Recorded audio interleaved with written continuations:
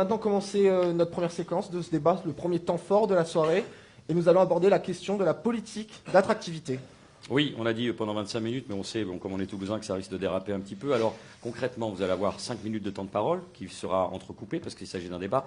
Là, c'était juste l'introduction. La conclusion va se dérouler de la même façon, mais à partir de ce moment-là, on a tiré au sort. La première personne qui va s'exprimer dans la prochaine thématique sera Antoine Maurice. Mais à partir du moment où vous serez exprimé, n'importe qui d'entre les autres candidats pourra prendre la parole. Je rappelle que vous avez 5 minutes. Si, par extraordinaire, ce qui me semblerait un petit peu surprenant pour des hommes et des femmes politiques, vous n'arriviez pas au terme de ces 5 minutes, malheureusement, vous ne serez pas en capacité de les reporter sur la séquence suivante. Alors, évidemment, ce n'est pas un blanc-seing, je ne vous incite pas à parler, même si c'est forcément très intéressant pour Toulouse, à la métropole. Au terme de cette première séquence, vous aurez, on l'a évoqué tout à l'heure avec le MEDEF, 3 entrepreneurs ou entrepreneuses qui vous poseront des questions liées à la thématique. On a présélectionné avec la rédaction de la Tribune la personne qui va répondre et une autre personne en réaction. Donc il y aura à chaque fois 6 réactions au terme de cette séquence. On ne l'a pas compté dans les 30 minutes, donc rendez-vous jusqu'à 22h. Hein. On ne va pas se mentir, soyons francs. On commence, Pierrick, donc avec... Et pour débuter, j'aimerais vous présenter 3 chiffres clés. 5200, c'est le nombre de nouveaux habitants qui arrivent à Toulouse chaque année, selon la dernière enquête de recensement de l'INSEE. 900 000. D'après la mairie de Toulouse, c'est le nombre de personnes qui ont assisté dans la rue au spectacle La Machine qui a eu lieu fin d'année 2018. Et pour terminer, 29, c'est la position de Toulouse dans le premier classement du JDD, sur le journal du dimanche, sur la qualité de vie qui est paru mi-janvier, pour mémoire. Celui-ci se base sur 182 critères officiels répartis dans 8 catégories de données, dont les transports, la sécurité, les commerces ou encore la qualité de service public. Dans ce contexte, l'agence d'attractivité de la métropole a comme slogan « Toulouse a tout ». Mais avons-nous vraiment tout? Hormis la parenthèse enchantée de La Machine, est-ce que Toulouse a un événement culturel phare aujourd'hui? Sans parler de la Coupe du Monde de rugby 2023, qui a failli nous passer sous le nez au profit de Bordeaux, pour un stadium mal aménagé. On rappelle, ce stadium a quand même été rénové pour l'Euro 2016. Hein. Alors, dans ce contexte, qu'est-ce qui manque à la 4e ville de France, Antoine Maurice? Je vous invite à répondre à cette question. La question de l'attractivité, c'est d'abord en effet le constat qu'il y a une croissance démographique, beaucoup en ont parlé. Cette croissance démographique, c'est un fait. La question, c'est est-ce qu'on a anticipé cette croissance démographique en termes de logement, mais aussi et surtout en termes d'équipement public, en termes de transport, pour avoir une alternative à la voiture individuelle, en termes de qualité de vie. Et quand on voit le constat du classement en qualité de vie, on voit bien qu'aujourd'hui, cette attractivité, elle n'est plus forcément au service d'un mieux vivre pour les habitantes et les habitants. Donc, de notre point de vue, ça n'est pas un objectif en soi de concentrer encore à nouveau la croissance démographique sur notre métropole. Et nous sommes, je l'ai dit en introduction, dans une logique de coopération avec les territoires autour, avec les villes à 1 heure déjà bien desservies, par exemple, en train, pour faire en sorte demain que la croissance, qu'elle soit démographique ou économique, soit mieux équilibrée pour un mieux vivre pour chacune et chacun. Ensuite, le constat, c'est que les dépenses qu'on a faites sur les politiques dites d'attractivité, est-ce qu'elles ont réellement un impact positif? Nous en doutons souvent. Par exemple, on a eu le débat sur le parc des expositions qui a été construit à plus de 300 millions d'euros, dont le magazine Capital, donc c'est pas Archipel Citoyen qui le dit, de février dernier, disait dans son article que c'est un exemple d'équipement surdimensionné.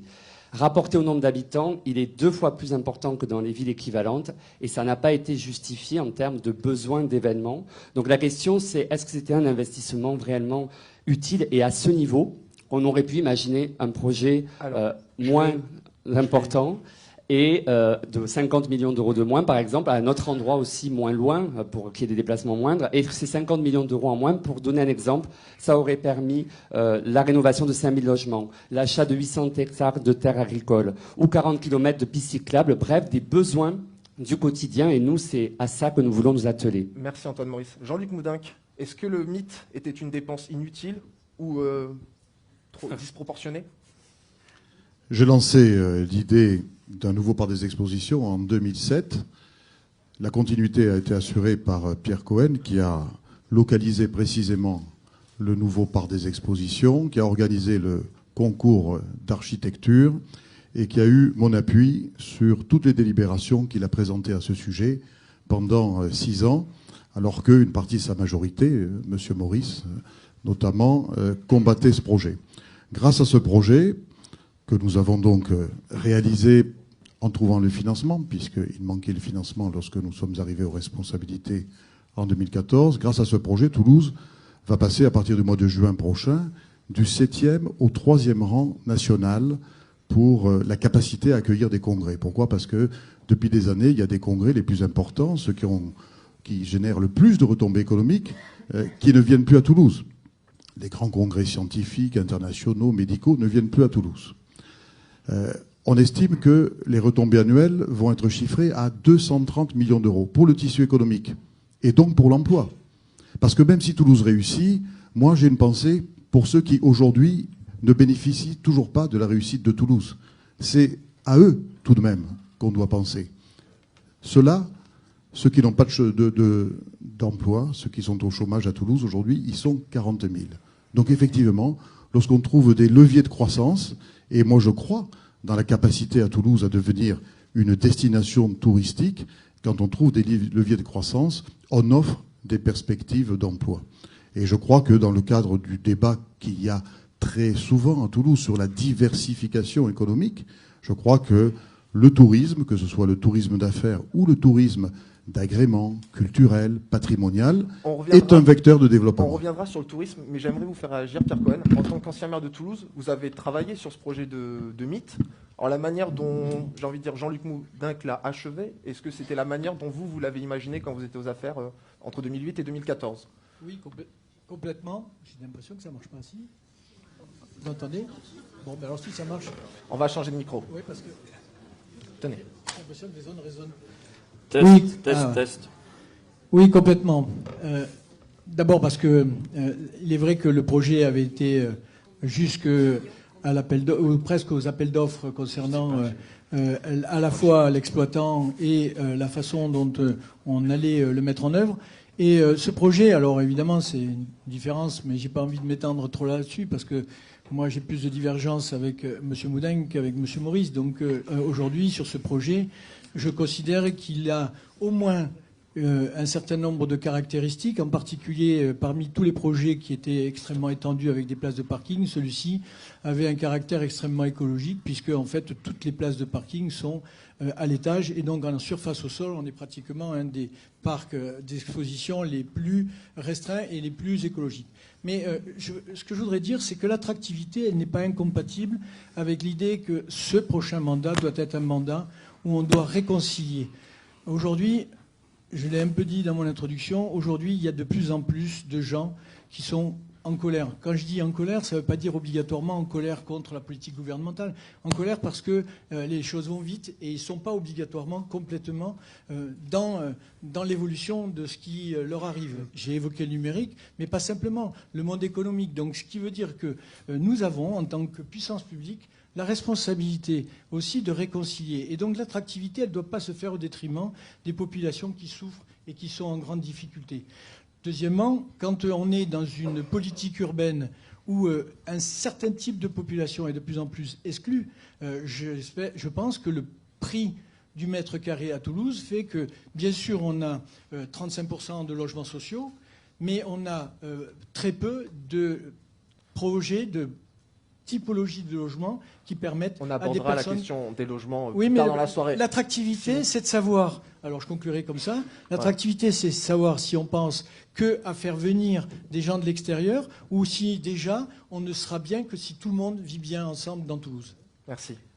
Nadia Pelfig, dans une conférence de presse que vous avez organisée le 11 décembre dernier, vous avez déclaré vouloir restructurer la politique touristique toulousaine. Concrètement, comment comptez-vous vous y prendre ?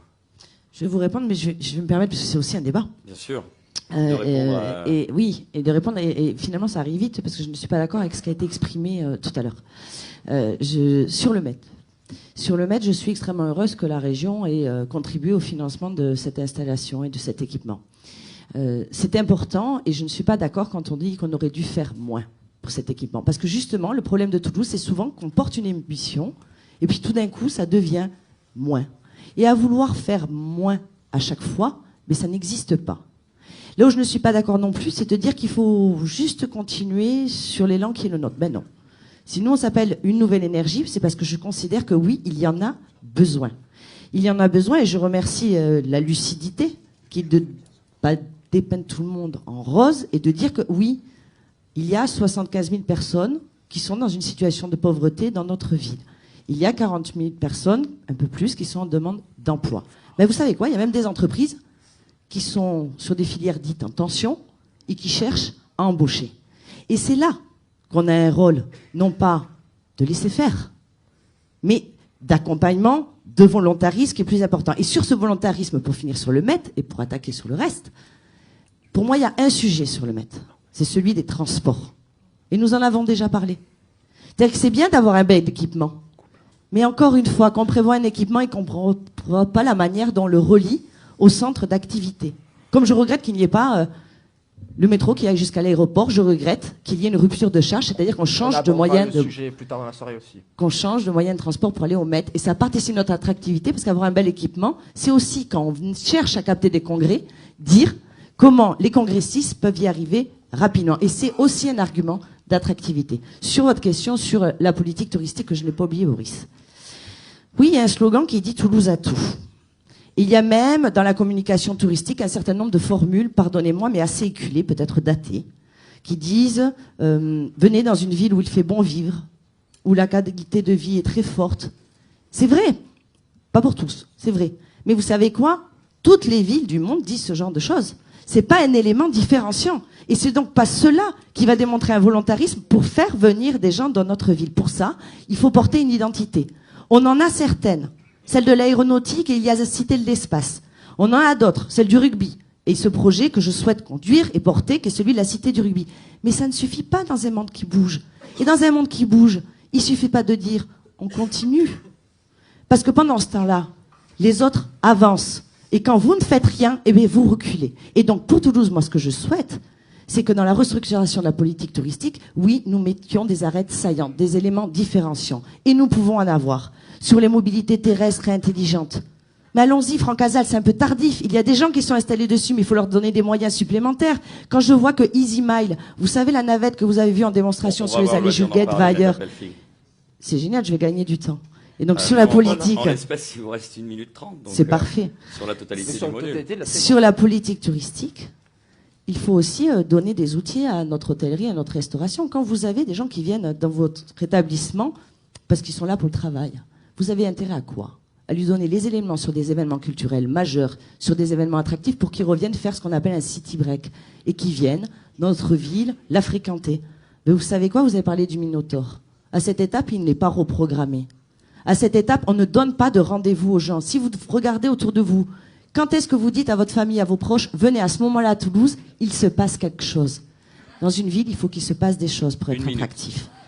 Et je regrette, moi, que ça soit insuffisant, ce qui se passe dans notre ville, et que nous ne donnions pas matière aux professionnels du tourisme de pouvoir être accompagnés pour qu'ils disent « c'est ici que ça se passe, venez ». Quant à Lamotte, si vous êtes élu le 22 mars, quelle serait votre politique d'attractivité? Vous avez été jusqu'ici plutôt discret sur ce sujet dans votre campagne. Bon, moi je pense que je vais revenir à des choses un petit peu plus terre à terre. Le mythe c'est très bien, on le soutient, mais c'est pas non plus la vie de tous les jours des Toulousains. Moi je pense que pour notre politique d'attractivité, il faut qu'on s'appuie sur 3 piliers.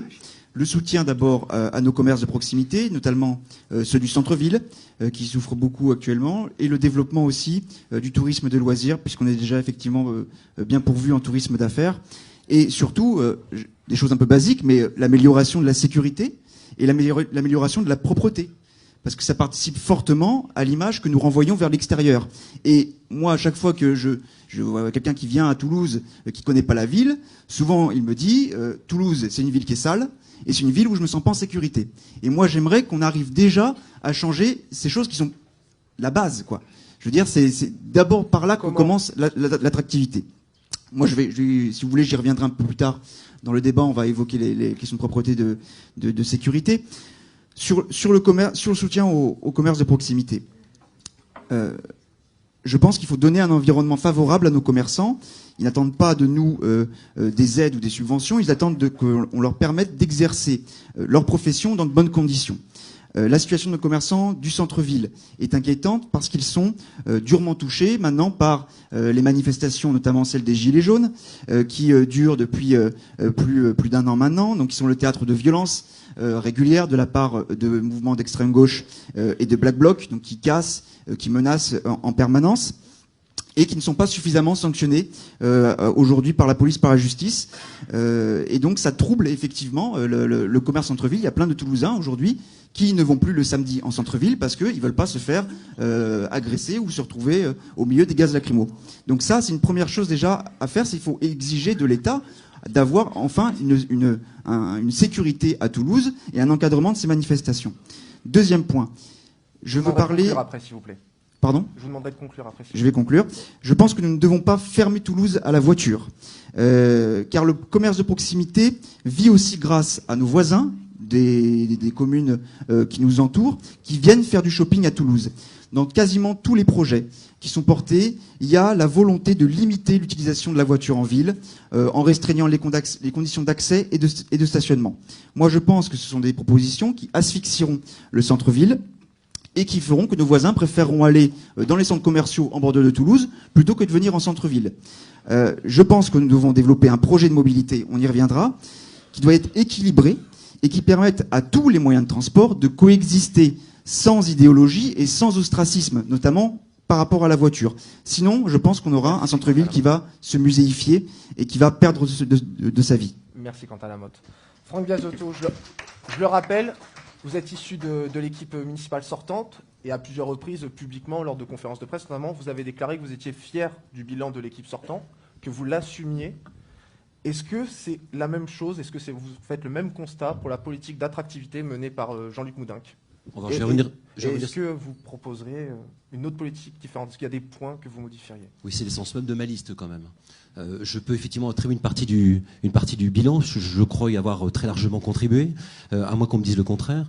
Mais on a le droit d'inventaire. On a un droit d'inventaire et c'est ce que j'ai pu faire. Je reviendrai sur l'attractivité bien sûr économique. Notre industrie, on est souvent qualifié de mono-industrie, si je veux dire, par le pôle aéronautique et spatial. Et je crois qu'il est urgent aussi de faire émerger, et Dieu sait qu'on a tout le tissu, on a tous les ingrédients sur le territoire, de faire émerger, surtout de multiplier les pôles de compétitivité sur le territoire. Et vous l'aviez évoqué, Nadia, tout à l'heure, l'intelligence artificielle notamment. Profitons-en pour qu'on ait plusieurs marqueurs et qu'on ne soit pas qualifié de mono-industrie simplement. Au-delà de ça, bien sûr, vous l'évoquez, d'autres têtes de liste l'ont évoqué, l'attractivité passe également par le transport. Aujourd'hui, il y a des entreprises qui ne veulent pas et qui ne peuvent pas s'installer parce qu'on met 1h30 sur la rocade le matin. On reviendra sur la partie transport. Il en est de même lorsqu'on parle de cadre de vie. Cadre de vie, c'est aussi la sécurité, c'est-à-dire un cadre de vie beaucoup plus apaisé. Mais aussi dans le cadre de vie, on a des facteurs importants. C'est aussi la valorisation du patrimoine. On a la chance d'avoir cette richesse sur le territoire. Donc il faut protéger nos spécificités, protéger ce que j'appelle souvent les villages urbains. C'est une collection, Toulouse c'est une collection de villages urbains, et on a la chance d'avoir ce trésor, et donc il ne faut pas le détruire, et on aura l'occasion également de parler bien sûr de l'immobilier, de l'urbanisme et du logement. Sur le logement, quand vous recevez chaque année 5200 personnes dans la ville-centre, un peu plus de 12 000 sur la métropole, nous devons de pouvoir les accueillir dans de bonnes conditions. Je crois que le défi, nous devons bien sûr le relever. On doit continuer à construire. Je crois que c'est pas sale de le dire, mais il va falloir construire mieux, différemment, plus, oui, si le rythme démographique se poursuit. Mais par contre, on doit garder notre spécificité, contrairement à ce que j'ai pu entendre. Il faut construire, et construire plus, c'est démocratiser le produit, et donc l'immobilier et le logement sera moins cher qu'ailleurs. Et c'est le cas encore aujourd'hui. Et donc ça, il faut le garder, il faut le conserver, il faut être attentif, parce que bien accueillir, c'est aussi accueillir avec des prix raisonnables, raisonnés. Antoine Maurice, vous souhaitiez réagir, mais avant cela, j'ai une question à vous poser. On va profiter des deux. Lors d'une conférence de presse le 21 janvier, vous avez partagé votre opposition quant à la haute fréquence de la navette aérienne Toulouse-Paris. Certains de vos adversaires soulignent le fait que nous n'avons pas de l'LGV, que cette ligne est notre seul lien direct avec la capitale. Quel est votre plaidoyer face à celles et ceux qui pensent que votre ambition nuit à l'attractivité de Toulouse ? Mais j'imagine que vous allez d'abord vouloir réagir. Oui, je voulais réagir pour dire que justement l'attractivité, elle va passer pour certains, et Ils pensent que c'est par des équipements d'hier qui sont d'un modèle pour nous passé et dépassé. Nous, c'est pour développer des filières d'avenir, et notamment les filières des emplois climat. Je prends 2 exemples. Autour de l'énergie et du bâtiment, puisque nous proposons un grand plan de rénovation énergétique des logements. C'est bon pour l'emploi, c'est bon pour le pouvoir de vivre en réduisant les factures de chauffage, et c'est bon pour notre environnement. Même chose sur la question de l'alimentation. Nous voulons développer une politique qui favorise la résilience alimentaire de notre territoire. Là aussi, autour de l'agriculture, du commerce de proximité, ça va être bon pour l'emploi, ça va être bon également pour notre environnement. Et ça va être bon pour avoir une alimentation de qualité accessible à toutes et tous. Donc c'est vraiment aussi vers ces filières-là que nous devons accompagner, que nous pourrons favoriser l'attractivité de notre territoire. Sur la question de notre position très souvent caricaturée, je pense que nous sommes la seule liste qui défend réellement le train à grande vitesse à Toulouse. Pourquoi ? Depuis des dizaines d'années, on a entendu des politiques nous promettre l'arrivée d'une LGV, une nouvelle ligne, qui n'arrive jamais parce qu'elle est non financée, non finançable. Et en plus, aujourd'hui, elle a un impact considérable sur notre environnement, avec 3700 hectares consommés. Donc les grands discours de l'écologie s'arrêtent très vite quand on passe aux actes. Nous défendons le réaménagement des lignes existantes pour avoir plus rapidement, en effet, un train à grande vitesse à Toulouse. C'est 20 minutes d'écart pour 4 milliards d'euros. Nous pensons que les 4 milliards d'euros économisés de la LGV pour un train à grande vitesse sur les lignes existantes pourra favoriser le déplacement du quotidien, les transports du quotidien, qui sont la priorité et la majorité des déplacements de notre territoire. Merci Antoine Maurice. Je suppose que Jean-Luc Moudin voudrait répondre aux attaques de M. Maurice sur la LGV, mais aussi... Attaque, comme vous y allez, Pierrick. Pardon. Au pic. Voilà. Mais j'aimerais aussi revenir sur un point. Vous avez déclaré que certains de vos adversaires avaient le Airbus honteux. Mais pour vous, l'aéronautique, c'est un point positif pour le territoire. Or, certains des gens qui sont autour de vous disent qu'on en a trop fait pour cette filière, voire assez, et qu'il faudrait développer d'autres relais de croissance. Que leur répondez-vous ? C'est un raisonnement erroné et d'enfant gâté. Tout le monde nous envie Airbus. Et tout le monde nous envie notre écosystème aéronautique. Et quand j'entends des voix discordantes qui, au lieu de le défendre, font des raisonnements, effectivement, je réagis. Donc nous devons conforter Airbus, nous devons conforter l'industrie aéronautique, nous devons conforter tous les sous-traitants. C'est quasiment 90 000 emplois. Nous devons conforter tout ça parce que c'est quelque chose qui est remis en cause tous les jours par la concurrence internationale. Croire que nous avons cela comme si nous étions abonnés à vie, mais c'est ne pas connaître comment fonctionne l'économie d'aujourd'hui. Et puis, une fois qu'on a dit ça, on travaille également d'autres sujets. Je parlais du tourisme, on a beaucoup travaillé sur l'intelligence artificielle, il y a l'économie sociale et solidaire. Antoine Maurice a eu raison de dire que l'économie verte était aussi un gisement d'emploi.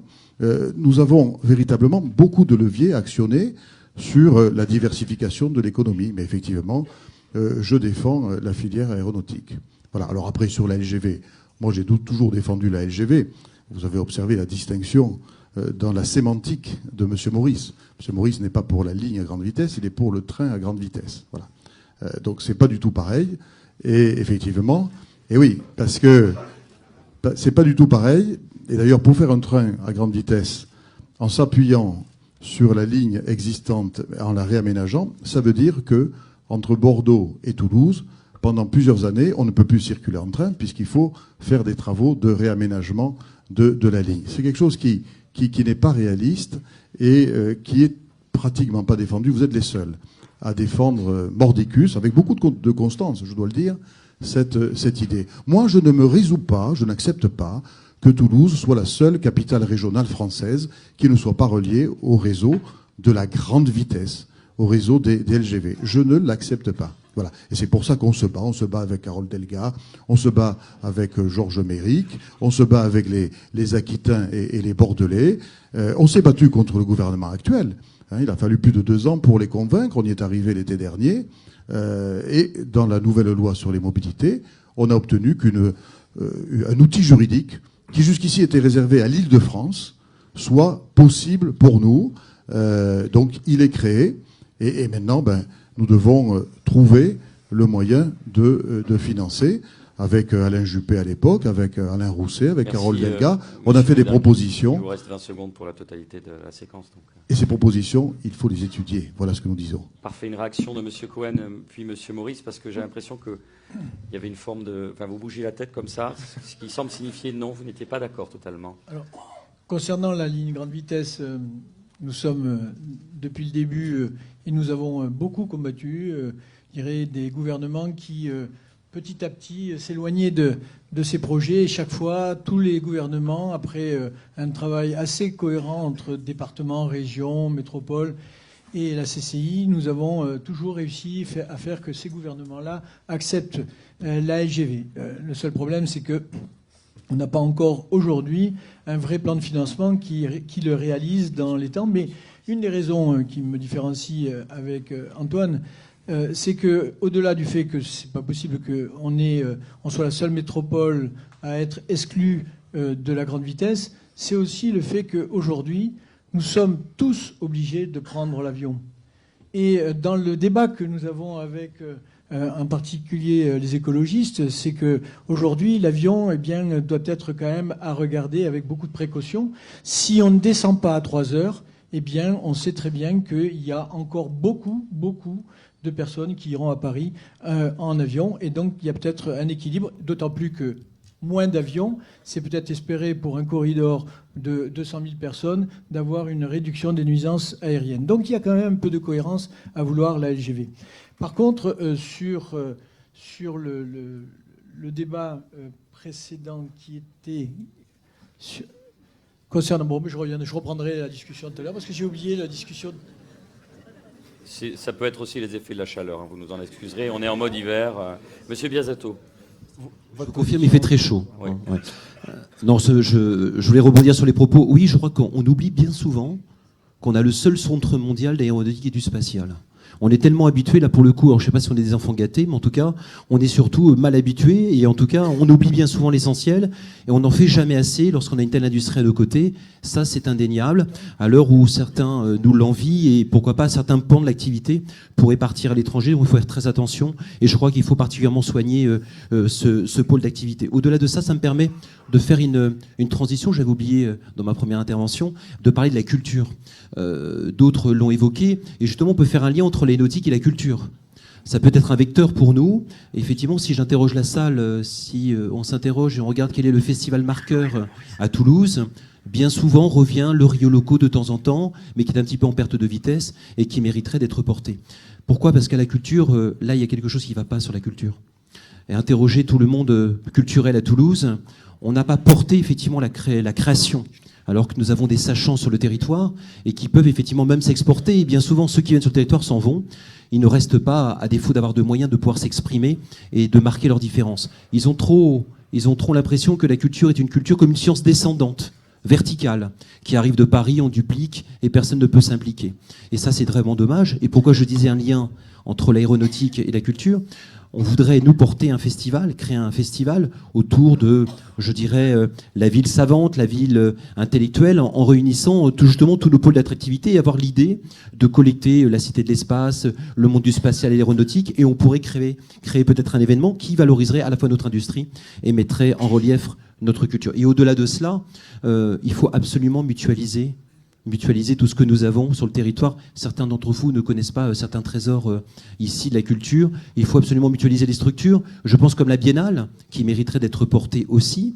C'est un festival qui existe déjà, donc il faut le porter et plus encore. On mutualise le théâtre de la Cité, le théâtre Garonne, et on pourrait multiplier encore ces expériences. Ça créerait de nouvelles interactions et de nouvelles collaborations, et je crois un effet positif sur la culture, parce que par la culture, j'en suis sûr, on peut rayonner, et on porte 4 enjeux là-dessus, si vous me permettez, s'il me reste encore un peu de temps. 35 secondes. Très bien, j'en ai assez. Tout est pour tout. Formidable. La culture, elle doit être un peu plus éco-responsable, elle doit être mutualisée, comme je disais, elle doit profiter rayonnante à l'attractivité, et enfin, elle doit être une culture pour tous, elle doit être déclinée sur le territoire, et lorsqu'on a des événements importants, les festivals, ils doivent être déclinés partout, dans les villages urbains, de nos faubourgs, auprès des écoles, qu'à l'unisson, nous puissions porter l'image culturelle nouvelle, et c'est ça aussi l'attractivité, à la fois dans le territoire et à l'extérieur. Quant à la mode, je prends la réflexion de Franck Biasotto à la volée. On sera avec vous tout à l'heure, Monsieur Maurice. Sur la culture, justement, on sait peu quel est le positionnement du Rassemblement national. Je poursuis effectivement la réflexion de Franck Biasotto sur le plan du patrimoine et sur le plan touristique. On a un joyau au cœur de Toulouse qui, je pense, est sous-exploité, c'est le canal du Midi. Je pense qu'on devrait utiliser ce joyau architectural pour en faire un véritable pôle touristique. Aujourd'hui, ce canal, malheureusement, il n'est pas suffisamment entretenu, il n'est pas suffisamment dragué, parce que VNF, Voies navigables de France, n'a plus forcément les moyens de le faire. Le gestionnaire du canal du Midi, on rappelle. Voilà. Il y a du coup la métropole essaye de faire un peu quelque chose, mais il n'y a pas suffisamment d'entretien qui est fait. Les professionnels qui vivent du coup sur le canal du Midi ont des problèmes avec leur péniche, etc. Il y a vraiment quelque chose à faire à ce niveau-là. Je pense qu'on doit mettre ce canal du Midi en valeur, développer effectivement les aménagements nécessaires pour pourquoi pas développer du tourisme à vélo, de l'écotourisme, donc qui serait aussi dans l'air du temps, et aussi le tourisme fluvial qui est insuffisamment développé. Et je rebondis aussi sur ce qui avait été évoqué un petit peu précédemment. On parlait de la ville intelligente. Moi, j'aimerais qu'on développe davantage, effectivement, la Smart City, la ville intelligente, la ville connectée à Toulouse.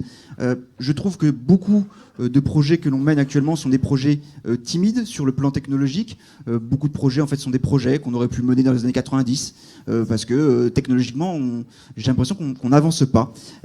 J'aimerais qu'on développe de l'éclairage public intelligent. J'aimerais qu'on développe des applications, par exemple, pour faciliter le stationnement en ville. Mais ça voudrait, pour ça, il faudrait équiper les places de parking aérien de capteurs. Il y a plein de choses qui pourraient être faites. On pourrait développer aussi des réseaux intelligents de création de consommation d'énergie, dans l'optique effectivement de la transition écologique. Il y a de multiples possibilités qui s'offrent à nous pour faire de Toulouse une véritable ville du XXIe siècle. Merci Quentin Lamotte. Il me semble, Pierre Cohen, que vous vouliez réagir au Airbus honteux. En fait, voilà, c'est ça. C'est par rapport au Airbus honteux. Moi, je trouve que M. Boudin avait demandé lors de ses vœux à ce qu'il y ait un débat de haut niveau, de qualité, et qui puisse être, je dirais, à la hauteur de ce que peuvent attendre les Toulousains. Et c'est quand même dommage d'avoir des caricatures de ce type. Surtout que notre mandat a permis un certain nombre d'avancées concernant la façon dont Airbus pouvait s'ancrer sur ce territoire. C'est dans notre mandat que nous avons obtenu l'IRT, c'est dans notre mandat que nous avons créé un certain nombre de conditions pour que l'aéronautique, l'aérospatiale, le numérique puissent réellement irriguer, c'est ce que je crois être l'utilité de Airbus sur notre territoire, au-delà de l'emploi. Par contre, c'est vrai que je n'ai pas parlé de culture, et je suis très à l'aise par rapport à l'événement du Minotaure, puisque c'est, en ce qui me concerne, moi qui l'ai fait venir. Mais il n'empêche quand même qu'on ne doit pas, comme avec Airbus, on ne doit pas miser que sur une sorte, je dirais, de succès populaire. C'est vrai que ça a été 900 000 personnes, et je peux vous dire que pendant 4 jours, j'ai vibré et j'ai été très heureux. Mais aujourd'hui, ce qui est important, c'est de venir au secours de tous les acteurs culturels, et il y en a, et il y a énormément de talents. Et avec des moyens, quand on baisse drastiquement toutes les associations, quand on baisse les budgets de tous les équipements, quand on brade et quand on vend tous les équipements qui peuvent servir à réellement faire émerger la culture dans notre ville, eh bien on considère qu'on va à l'inverse de cette attractivité qui fait que par les talents toulousains, eh bien on a la possibilité d'être au rendez-vous de tout ce qui fait qu'un certain nombre de gens viendront, et comme ça la filière hôtelière et de restaurants pourra être, je dirais, en grand développement. Merci Pierre Cohen. Antoine Maurice, vous vouliez réagir ? Oui, je voulais bien sûr réagir à cette histoire d'Airbus honteux qu'exprime Jean-Luc Moudin en essayant d'agiter des peurs parce que peut-être il est fébrile. Mais moi, je l'ai dit en introduction. J'ai dit que nous étions fiers, effectivement, de l'industrie aéronautique. Nous sommes fiers de l'industrie aéronautique, mais la question qu'on pose aujourd'hui, c'est est-ce que l'aéronautique a besoin de nous pour réussir ? La réponse, c'est non. Et moi, je discute avec l'aéronautique. J'ai rencontré le pôle de compétitivité Aerospace Valley pour justement travailler à cette idée comment demain, cette industrie va devoir muter parce qu'elle dépend trop aujourd'hui des ressources naturelles. C'est ça le sujet. Et pourquoi vous avez fait le choix, du coup, de doubler le soutien à l'aéronautique, mais de diminuer le soutien à l'économie sociale et solidaire ? Pourquoi vous n'avez pas amorcé l'accompagnement et l'émergence de ces nouvelles filières sur l'énergie, bâtiment, sur l'alimentation ? C'est ça le vrai sujet, et c'est là-dessus que nous voulons agir pour préparer les filières de demain et accompagner l'aéronautique dans sa transition écologique. C'est ça le sujet. Sur la LGV, vous dites que c'est une réalité. Mais moi, je redis, aujourd'hui, ça reste un mirage. Et si la société dédiée que vous avez créée financerait. J'aimerais bien que vous précisiez ici qu'est-ce qu'elle comprend comme mesure. C'est une fiscalité nouvelle pour les entreprises, donc ce serait important, je crois, que les acteurs économiques sachent précisément ce qui les attend si vous pensez pouvoir financer un jour ce projet qui reste pour nous un mirage. Et c'est pourquoi nous défendons un train à grande vitesse sur les lignes existantes. Merci beaucoup. Jean-Luc Moudin, vous pourrez répondre à la question d'Antoine Maurice dans la séquence fiscalité locale, bien sûr. Et c'est Nadia Pelfig à qui il reste 56 secondes. Oui, vous avez l'air surprise, madame, et vous pouvez Non, vous exprimer. vous pouvez répondre à cette question dans la fiscalité locale. On abordera la question de la Monsieur Moudin, fiscalité on va attendre, la étant donné le après. fait pour respecter l'équilibre du temps. Sinon, si vous pouviez répondre en 16 secondes, monsieur Moudin. Vous avez 16 secondes, voilà. Quelle est la question? Parce qu'il y a tellement d'attaques dans le propos d'Antoine Maurice. Est-ce que c'est faisable? La société dédiée. Bon, la société dédiée, elle est rendue possible par la loi. La loi a été promulguée dans les derniers jours du mois de décembre. Donc cette affaire-là, c'est tout frais. Donc nous sommes en demande, avec les élus aquitains et bordelais, ainsi que Carole Delga, d'une réunion interministérielle, parce qu'effectivement, ce n'est pas nous qui avons le pouvoir de décider quoi que ce soit en matière de fiscalité pour cette société dédiée. Ça se décidera au niveau national. Il faut que, au niveau national, certaines taxes qui existent soient affectées à cette société dédiée. C'est comme ça que fonctionne la Société du Grand Paris, à hauteur de 35 milliards. Alors nous, on n'a pas besoin de 35 milliards. Hein. C'est un budget total qui tourne autour de 7,7 milliards, hein, le Bordeaux-Toulouse. Et donc, nous demandons au gouvernement de fixer cette réunion de travail avec les 2 ministres financiers, la ministre des Transports, et puis les 4 collectivités aquitaines, bordelaises et toulousaines occitanes. Nadia Pelfig. 56 secondes. Pourquoi moi, il y a quelque chose que je ne saisis pas. Tout le monde sait qu'en matière de développement, et pas simplement de matière de développement économique, ce qui compte, c'est les synergies. Et c'est pour ça que moi, que j'ai voulu fédérer des personnes différentes. Pourquoi opposer la machine et les autres acteurs culturels? Pourquoi opposer l'aéronautique et l'émergence de nouvelles filières, y compris de penser l'avion plus électrique, ce qui est déjà travaillé au sein d'Aerospace Valley, l'avion plus léger, les matériaux composites. Je crois qu'on est en capacité à Toulouse de dire et. Et moi, dans les propositions pour faire et plus, pour l'attractivité, nous proposons la mise en place d'un festival d'été de Toulouse pour être repéré sur l'île des festivals, soit l'île du Ramier, futur Central Park, d'être la ville européenne des transports durables et intelligents, d'être la ville du Made in Toulouse, capitale occitane, c'est-à-dire le Fabricat à Toulouse. C'est la capitale européenne du street art, parce que nous avons ici un vrai berceau, un vrai joyau, peut-être souvent trop méconnu, et dont je vous assure qu'il intéresse des populations d'une grande diversité. Et comme je pense que notre richesse, c'est aussi notre cosmopolitisme, alors je crois qu'il faut se servir de ces arguments-là pour continuer de rayonner, et pourquoi pas donner une nouvelle énergie à Toulouse. Merci Nadia Pelfig, merci à vous 6. Alors maintenant, on va passer aux questions des entrepreneurs en partenariat avec le MEDEF. Voilà, 3 chefs d'entreprise vont poser une question à un candidat et un autre va réagir. On a déterminé avec la rédaction de la Tribune à qui allait être posée la question et qui allait réagir. Sur cette première question, c'est une question qui s'adresse, et c'est fortuit, hein, Madame Pelfig, et la réaction sera attendue par Monsieur Moudinck. C'est Philippe Robardet, PDG de Sogeclair et président de la CCI qui la pose, même si elle était un petit peu évoquée en partie tout à l'heure. On vous écoute, Philippe. Bonjour à tous. Ça marche. Donc on est dans un contexte dans lequel l'attractivité dont on a parlé se joue au niveau d'une compétition, une compétition nationale, une compétition européenne et une compétition internationale. En matière d'attractivité, il convient de faire venir des entreprises sur notre territoire. Vous avez parlé de ce développement économique. Il convient de faire venir des entreprises dans des secteurs qui sont des secteurs de pointe, dans d'autres secteurs de toute taille, ces entreprises.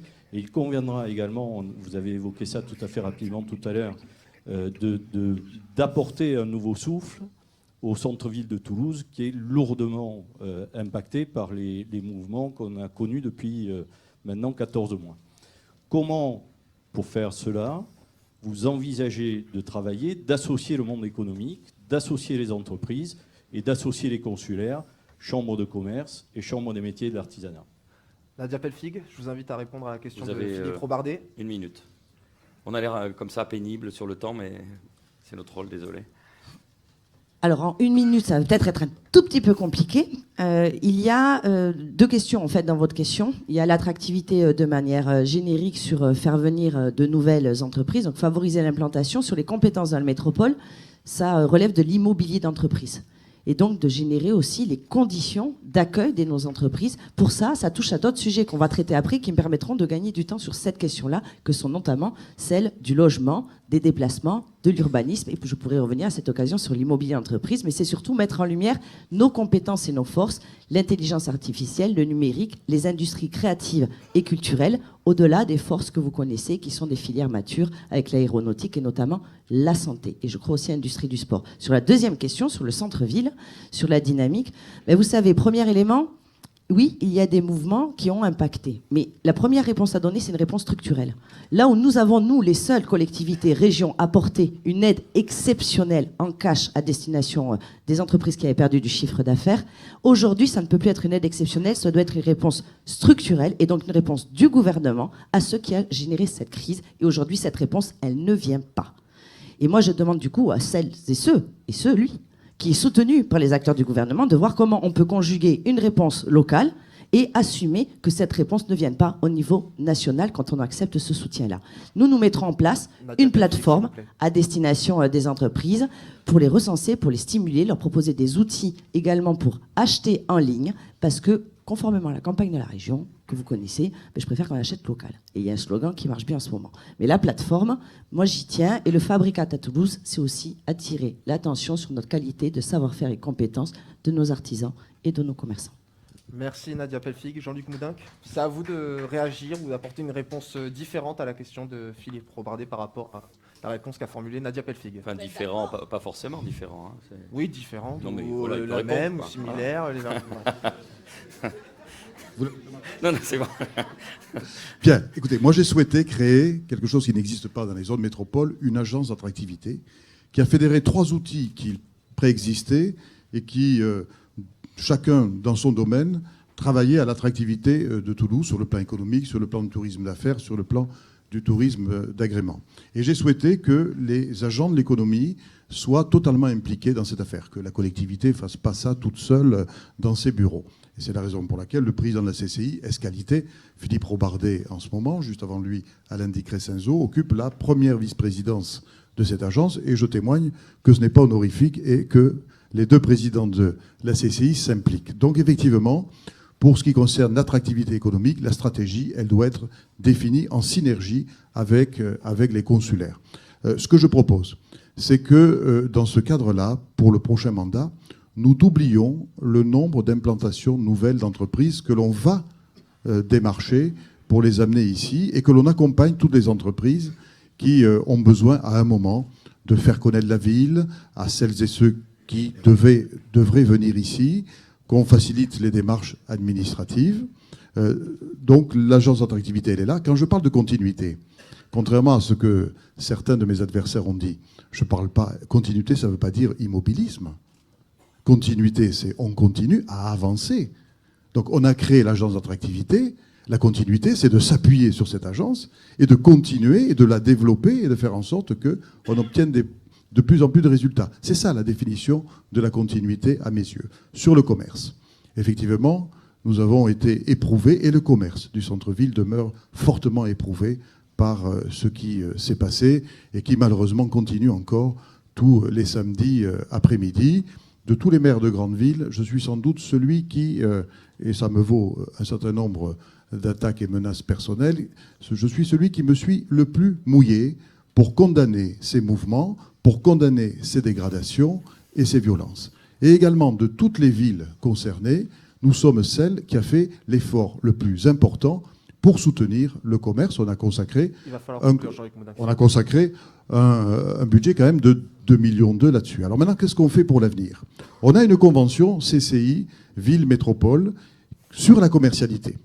Moi, ce que je propose au président, ça tombe bien, il est là, c'est qu'on la réactive et qu'on la réactualise en début de mandat, à partir justement de cette nouvelle donne, pas forcément positive, et qu'on définisse un nouveau schéma d'attractivité commerciale du centre-ville de Toulouse, en mobilisant la totalité des outils possibles.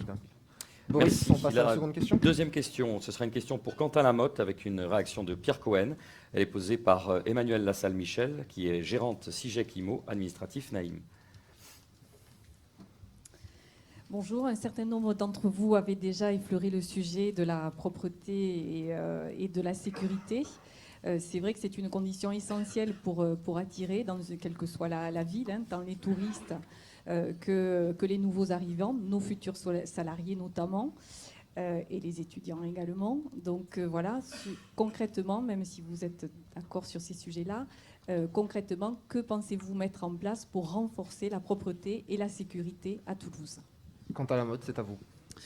Alors, sur la propreté, je pense que tout d'abord, il va falloir fortement renforcer les moyens techniques et humains des services de propreté de la ville de Toulouse, puisque je pense qu'ils sont vraiment sous-effectifs. Il y a du matériel qui est vieillissant, il y a beaucoup de matériel qui est en panne, et d'après ce que je sais, en gros, on gère l'urgence de l'urgence, et il y a beaucoup de rues qui sont nettoyées à l'eau de pluie, comme ça m'est remonté régulièrement. Donc il va falloir effectivement renforcer ces moyens. Il va falloir aussi réaliser... C'est sympa pour les agents. Permettez-moi de les défendre. Non, mais c'est parce que justement, il y a un manque. C'est parce que justement, monsieur Moudinck, il y a un manque de moyens. Il y a un manque de moyens qu'ils sont dans cette situation-là. Ben, c'est ce qu'il me dit. Bien, je pense qu'il faut aussi réaliser un audit des services justement de la propreté, parce qu'il y a quand même aussi des problèmes organisationnels par rapport à l'emplacement de dépôts, à l'emplacement de matériel, etc. Donc il y a des choses aussi à faire pour améliorer l'efficacité du service. Il va falloir aussi, je pense, remettre aussi le nombre de tournées de ramassage des ordures ménagères qui ont été baissées à 2 sur les quartiers périphériques, les remettre à 3, puisque là aussi ça cause de nombreuses problématiques de poubelles qui débordent et de ramassage qui n'est pas suffisamment effectué. Et je pense que l'on doit aussi utiliser la vidéosurveillance pour verbaliser davantage les dépôts sauvages et les encombrants qui sont déposés des fois par des personnes mal intentionnées. Donc sur les trottoirs, je pense qu'il faut avoir aussi une politique plus ferme par rapport à cela. Sur la sécurité... Je vous demanderai de conclure, s'il vous plaît. Sur la sécurité, moi, en quelques mots, je propose d'augmenter les effectifs de policiers municipaux, de 120 pour créer 2 brigades. Tout d'abord, une police métropolitaine des transports qui sera composée de 60 agents, qui aura pour but de sécuriser nos transports en commun, parce qu'il y a beaucoup d'incivilité et d'agressions contre les personnels et les usagers des transports TCO. Et donc, je pense qu'on a besoin de développer une police métropolitaine à ce sujet. Et je souhaite également développer, avec 60 agents supplémentaires, donc 120 agents, une police des transports et une brigade du logement social, donc qui sera dédiée à sécuriser les halls d'HLM pour justement que ce ne soit pas aujourd'hui les bailleurs sociaux qui soient contraints d'embaucher des sociétés privées pour sécuriser ces HLM. Merci Quentin Lamotte. Pierre Cohen, c'est à vous de réagir. Oui. Propreté et sécurité, c'était à peu près le propos démagogique de Jean-Luc Moudinck il y a 6 ans, où il a promis beaucoup de choses, et 6 ans après, on ne peut pas dire que ce soit beaucoup mieux en termes de criminalité et de taux de délinquance. Donc ce qui veut dire qu'on a la possibilité de faire beaucoup de démagogie, mais il suffit de voir les résultats. Alors par rapport à la propreté, d'abord, comme nous l'avions fait, c'est de mieux organiser les services. Parce que quand nous sommes arrivés, les gens qui balayaient les trottoirs ou ceux qui s'occupaient des espaces verts ou ceux qui s'occupaient du balayage sur la route étaient complètement autonomes et donc faisaient un travail qui n'était pas du tout une coopération efficace et opérationnelle. Ensuite, nous avions mis en place un système d'évaluation pour toutes les rues qui posent problème concernant la propreté, un observatoire qui permettait d'évaluer la façon dont les choses évoluaient et de faire évidemment améliorer le service public. Alors, le service public, je le dis, c'est réellement un besoin de moyens. Et donc, les services publics sont pour nous réellement la responsabilité des collectivités territoriales pour arriver à répondre aux besoins. En matière de sécurité, c'est pareil. En matière de sécurité, je ne vais pas dire ce que j'ai dit concernant le résultat de ce mandat, mais il me semble que nous avons parce que tous, nous considérons qu'il y a un manque de policiers nationaux et qu'un grand nombre de problèmes qui se posent dans notre ville sont des problèmes de compétences. Ce n'est pas une compétence municipale. Enfin, Voilà. le maire n'a pas pouvoir Exactement ce sur que j'allais les- dire. Voilà. Merci, c'est ce que j'allais dire. Donc, ce n'est pas une compétence municipale, donc ce qui veut dire qu'enfin, le maire actuel, comme nous l'avions dit, a compris que s'il y avait un grand nombre de choses qu'on ne pouvait pas faire, que c'était la police nationale, donc on a besoin de policiers nationaux. Alors moi, ce que je propose, Rapidement, c'est monsieur qu'avec Cohen, s'il vous les plaît. policiers municipaux, parce que je crois à la police de proximité, de mettre tous les policiers municipaux sur le terrain et dans tous les quartiers, afin que nous passions une convention avec l'État pour que nous soyons la ville qui recommence une expérimentation de police de proximité, parce que quand la police nationale sera sur tous les territoires, eh bien nous aurons certainement un certain nombre, parce que je ne ferai pas de démagogie, un certain nombre de problèmes de délinquance en moins. Merci Pierre Cohen. Merci. Boris, question numéro 3. Numéro 3 pour Monsieur Biasotto, avec logiquement une réaction d'Antoine Maurice. Elle est posée par Pierre-Olivier Hainaut, président de Manatour. Je rappelle que c'est la rédaction de la Tribune qui a choisi à qui s'adresser les questions, et non pas le MEDEF. Vous étiez dans le flou le plus artistique, c'est ça qu'on aime. Absolument. Dans le fond, Monsieur Biasotto, il se trouve que ma question, vous l'avez en partie traitée, donc c'est peut-être plus facile pour vous, j'en sais rien. Cela dit, je m'occupe de On va Manatour. peut-être aller plus vite. Je vais peut-être, mais je vais trouver un piège quand même, on va y arriver. Je m'occupe de Manatour qui notamment s'occupe d'Aéroscopia. Je suis un peu triste que vous ayez cité la Cité de l'Espace et pas Aéroscopia. Et en l'occurrence, on s'occupe de culture et d'aéronautique. Donc ça existe déjà à Toulouse. Ce que je voulais poser comme question, c'est que on rêve, je crois, tous entrepreneurs en matière de développement touristique, d'un événement culturel majeur. Et donc, vous l'avez évoqué effectivement. Comment est-ce que vous l'imaginez? Comment est-ce que vous le financez? Qui vous ciblez? Est-ce que vous ciblez l'international, la France? Et plus globalement, donc, quelle est votre vision en matière de développement touristique? Oui. Une minute. Alors tout d'abord, une méthode. Alors un festival, ça coûte 8 millions d'euros en moyenne. Donc je pense que dans le budget culture que nous avons, 8 millions, on peut les sanctuariser. Au-delà d'aider effectivement les festivals déjà existants et qu'on peine à voir sur l'agglomération et je dirais en France.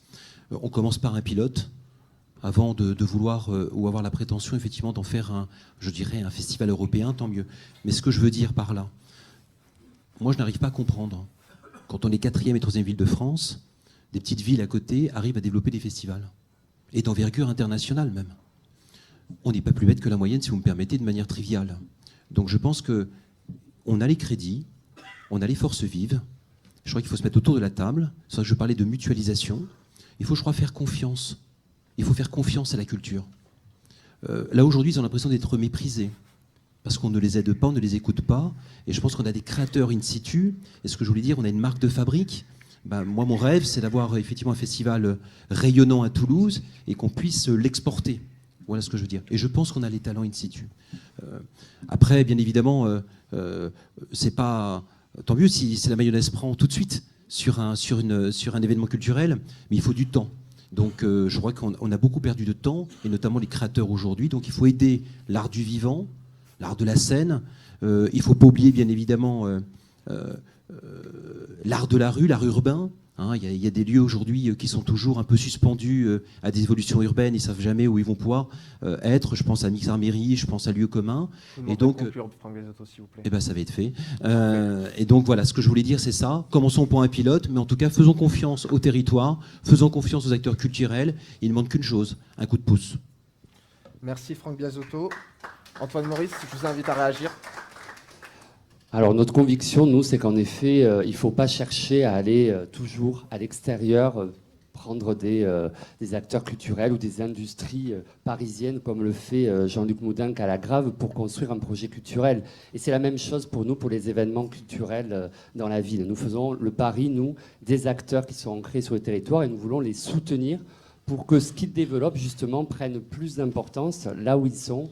Et on a des filières d'excellence dans plein de cultures, dans les arts du cirque, les arts vivants, la danse. Il y a beaucoup de sujets sur lesquels on a des acteurs déjà riches sur le territoire. Mais le sujet, nous, c'est qu'on veut s'appuyer sur ces acteurs, sur les lieux qui existent en plus et qui sont dans les différents quartiers, pour créer en effet progressivement une dynamique culturelle forte, riche et diverse, qui, de notre point de vue, peut contribuer largement à l'attractivité derrière de Toulouse.